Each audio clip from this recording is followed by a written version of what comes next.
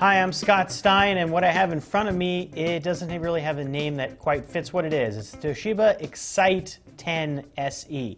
I'm sorry, it's not a tablet that you're going to be really excited about. It's because we're at a time that's a little transitional with Android tablets, and you also have a tablet that is a budget version of what Toshiba has released previously. Originally, there was the Toshiba Excite 10 LE, which was a slim, sleek tablet. Then there was a Toshiba Excite 10 that was a little thicker. Those are both made of metal.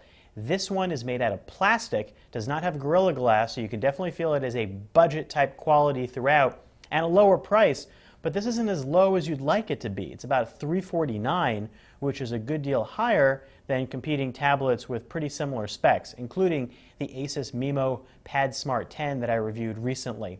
This is a Tegra 3 processor, 1 gig of RAM, and 16 gigs of onboard storage.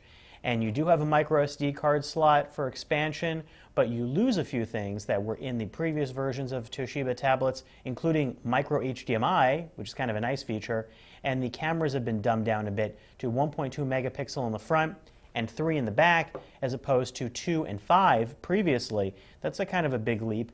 And other than that, it's really kind of a cosmetic shift. Also, previously there was a full SD card slot as opposed to micro SD, and full SD is a little more convenient.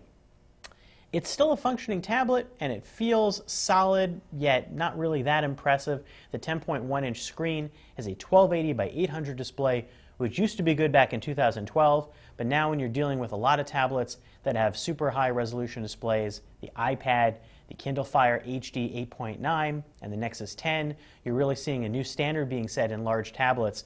And I think this type of resolution you'd now expect in a 7-inch.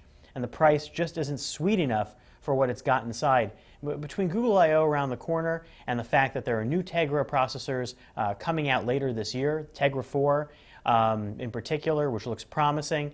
Incidentally, this runs Android 4.1.1, and that's what we tested this on. Whether it gets Android 4.2 is not exactly clear yet, and that's been sort of on a device-by-device basis when it comes to which ones get upgrades. Take that into consideration. And the fact that it's not really running the latest version of the OS and it doesn't have the most recent processor gives it that feel of a middle generation kind of tweener product. Is this really the Toshiba Excite 10 SE? I feel like it's the Toshiba OK SE. It is a product that is a tweener. It's really between the more exciting processors coming down the road, and it's not quite budget enough. It's not going to do terribly, but I'm not all that thrilled about something that's not running the most exciting latest version of Android, and it's not running the fastest processors possible, and doesn't have the highest resolution screen. I'm Scott Stein, and that's a look at the Toshiba Excite 10 SE.